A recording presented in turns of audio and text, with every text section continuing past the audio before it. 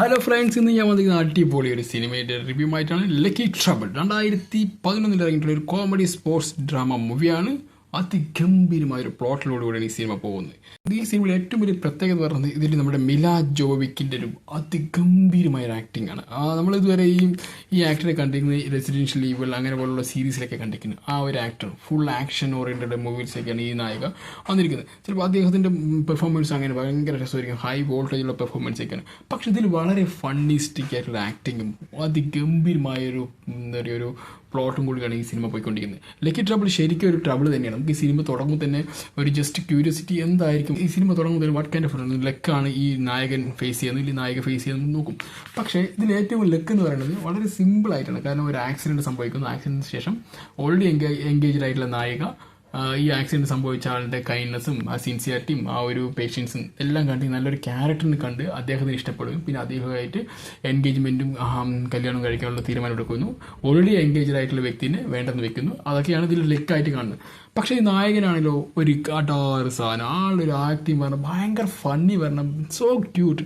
അദ്ദേഹത്തിൻ്റെ സിൻസിയറിറ്റി ആ ഒരു ഫണ്ണിനെസ്സും ഭയങ്കര രസം. ഈ സിനിമ ഉടനീളം നമുക്കത് ആസ്വദിക്കാൻ പറ്റും.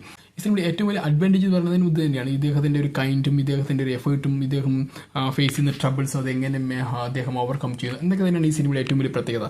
അപ്പോൾ ഇദ്ദേഹം ഒരു ഫുട്ബോൾ കോച്ചാണ്. അപ്പോൾ അദ്ദേഹത്തിൻ്റെ ഒരു എന്താ പറയുക ഇദ്ദേഹത്തിന് ടീം റെഡിയാക്കണം. അപ്പോൾ അതിനുവേണ്ടി ഇദ്ദേഹം ചൂസ് ചെയ്യുന്നത് ഇദ്ദേഹത്തിൻ്റെ അവിടെയുള്ള സ്ട്രീറ്റിൽ വളരുന്ന കുഞ്ഞുങ്ങളെയൊക്കെയാണ്. ഇദ്ദേഹം ഒരു സ്പോർട്സ് ടീമിലേക്ക് ഇവർ ഇൻവൈറ്റ് ചെയ്യും. അവർ പ്രാക്ടീസ് ചെയ്യിപ്പിച്ച് അദ്ദേഹത്തിൻ്റെ എന്താണ് കഴിവ് കാണിക്കാൻ ശ്രമിക്കുകയാണ് ചെയ്യുന്നത്. പക്ഷെ അതിനിടയിൽ ഇദ്ദേഹത്തിന് ട്രബിൾ വരുന്നത് അദ്ദേഹത്തിന് ഓൾറെഡി എൻഗേജ്ഡ് ആയ ഒരു പെണ്ണുമായ അദ്ദേഹം അതിലൊരു ട്രബിൾ വരുന്നത് ഇദ്ദേഹം നമ്മുടെ എൻഗേജ്മെൻ്റ് ആ ഡേറ്റും ഇദ്ദേഹത്തിൻ്റെ ഫുട്ബോളിൻ്റെ ഗെയിമും കൂടി ഒരു കോൺഫ്ലിക്റ്റ് ഉണ്ടാവും. അത് എങ്ങനെ തരണം ചെയ്യുന്നു, അതിലേക്ക് എങ്ങനെ അദ്ദേഹം ആ എൻഗേജ്മെൻറ്റ് നടത്തുന്നു, എങ്ങനെ അദ്ദേഹം ആ നായകനെ കല്യാണം കഴിക്കുന്നു, ഇതൊക്കെയാണ് അതിൻ്റെ കഥ.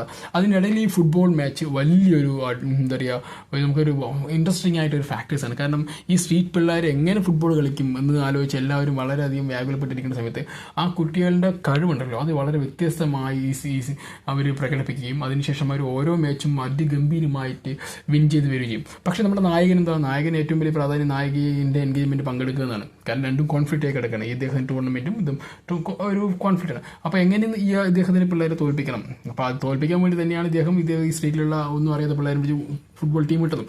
അതിനുശേഷം അദ്ദേഹം എങ്ങനെ തോൽപ്പിച്ച് തോറ്റു കഴിഞ്ഞാൽ അദ്ദേഹത്തിന് ടൂർണമെൻറ്റ് പുറത്താകും. അപ്പോൾ ഓട്ടോമാറ്റിക് അദ്ദേഹത്തിൻ്റെ പേഴ്സണൽ കാര്യങ്ങൾക്ക് എൻഗേജ് ആകും.